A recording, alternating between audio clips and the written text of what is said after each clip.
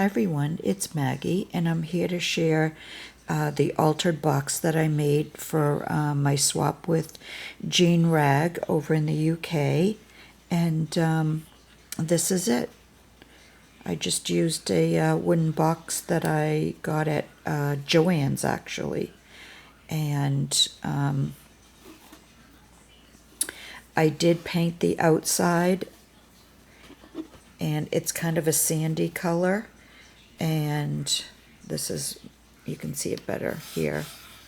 There's some shadow, but you can see the sandy color here. And I left the bottom just painted, but I did paper the sides and the top. And this paper is the Kirby Teasdale paper, I believe. And I love this top piece here with the roses. It just seemed very vintage looking to me, and that's what I wanted the box to look like. I wanted to give it a vintage feel. So I papered the top, and then I papered the sides. And let me show you the top first. I took this antique or vintage applique piece. It was material, and I just fussy cut a piece of it, and I put it down in this corner. And on top of that, I took a small doily and put it in the corner here. And then oops, sorry, I'm not even in frame. And then on top of that, this is a Wild Orchid Craft beaded flower. And then I added some Wild Orchid Craft flowers here and up here. I added some bling pieces to the middle of the flowers on the material piece, and those are from One Little Dreamer, Unzip It. I added this violin piece, wooden violin, and this is from Seriously Scrapping in Australia.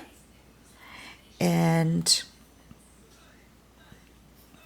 I added this butterfly piece, and I got that from Renee Bouquets.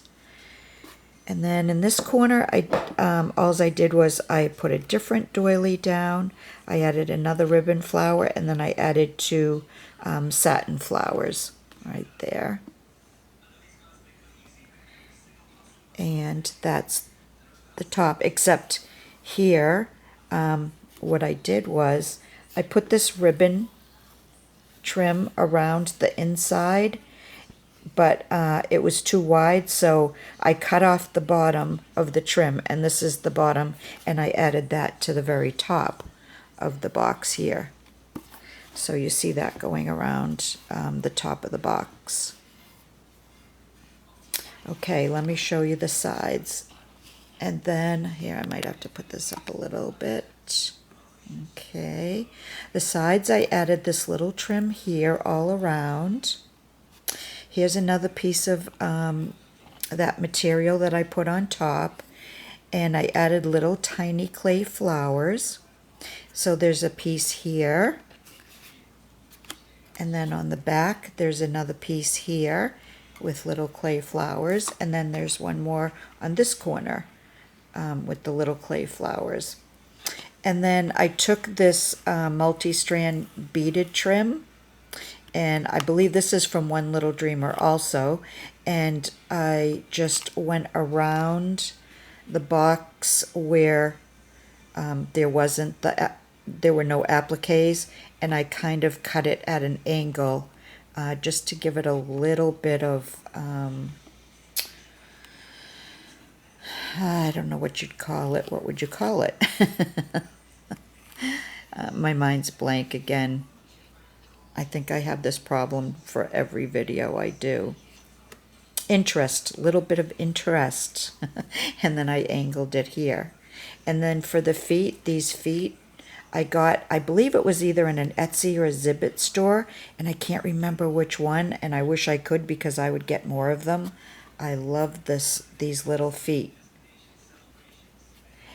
And then for the hardware, I left it gold because I think it fits in with the vintage feel of the box, so I didn't do anything to the hardware.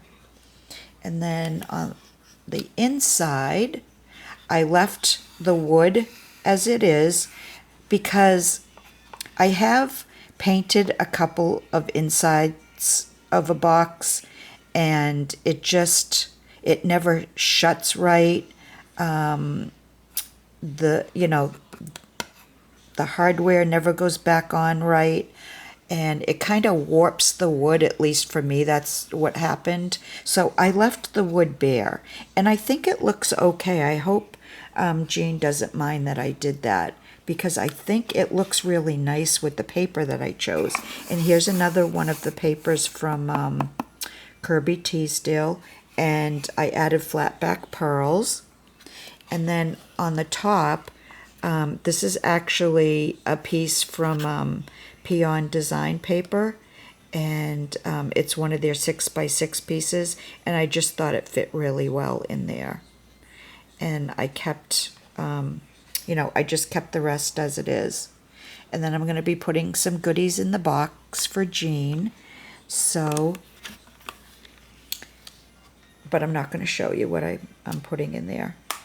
So that's it. This is my box. I hope you like it, and I hope Jean likes it. And so if you'd like, leave me a message. Let me know what you think. And I will be back again soon with the last piece that I made for Jean. So see you again soon. Bye for now.